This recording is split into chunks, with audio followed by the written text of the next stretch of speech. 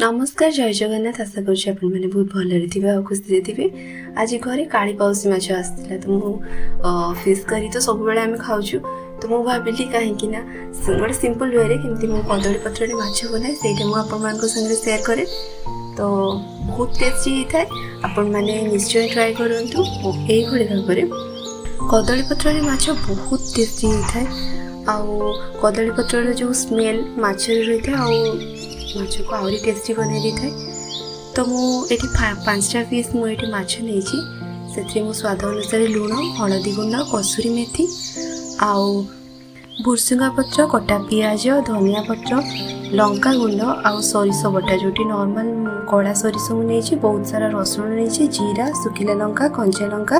टिके अदा पकईकि मुझे ग्राइंड कर देती एठू 2 ରୁ 1.5 स्पून मुझे पकई आपण टिके कम कि बेसी करें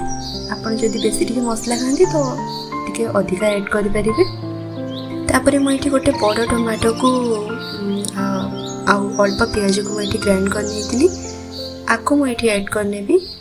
तापर मुझे जीरा गुंड ऐड करी 3 टेबल स्पून मुझे सरिष तेल ऐड करके भल भाव मिक्स करके अध घंटा पे आपको मैरिनेशन होगा छाड़देवी। अध घंटा भितर जहाँ भी तार मसलार फ्लेवर सब माछर ऐड हो माछर टेस्ट भी बढ़ी तापर मुझे माछ भजा प्रिपरेशन करनेली बाकी माछ को माछ तरकारी मुझे रखी नहीं सब माछरे लुण हल्दी लंका गुंड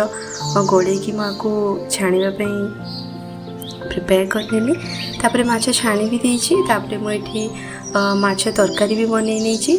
माछ भजा और माछ तरकारी अध घंटे रु अधिका हो जाता तापर मु स्टार्ट कली मोर कदली पत्र माछर रेसिपी। मु आगरू कदली पत्र को टिके निआरे देखी नहीं सेकी नहीं ताकि जिते मु माछ को रैप करी तो यहाँ फाटबनी नरम हो तो रैप करने इजी हो फाटबनी। तापर मुझे कदली पत्र माछ को रखिकी आपको सूतारे गुड़े सील करनेली कड़ई रे तेल ऐड करके सेकी नेली भल भाव में आपड़ एपट सपट करके 10 मिनिट या सेकी ने तापर मुझे कदली पत्र माछ को रखिकी आपको सूतारे गुड़े सील करनेली कड़ई रे तेल ऐड करके सेकी नेली भल भाव में आपड़ एपट सपट करके 10 मिनिट या सेकी ने 10 मिनिट भल भाव में सेकिवा परे मोर माछ रेडी हो जाता। एटी मु भात माछ तरकारी आलू भजा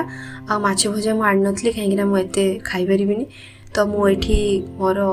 जोटा फेवरेट मोर कदली पत्र माछ सेटा ही मत दरकार था तो मुझे कदली पत्र माछ नहीं बहुत टेस्टी होता बहुत भल भाव में सीझी जाता मसला भी कंचा जमा भी लगुन आपण मैंने ट्राए करूँ बाबा और मो माँ को बहुत भल लगे आशा करूँ भी भल लगे। जदि आपण मैंने रेसिपी ट्राए कर कमेंट सेक्शन में मत निश्चय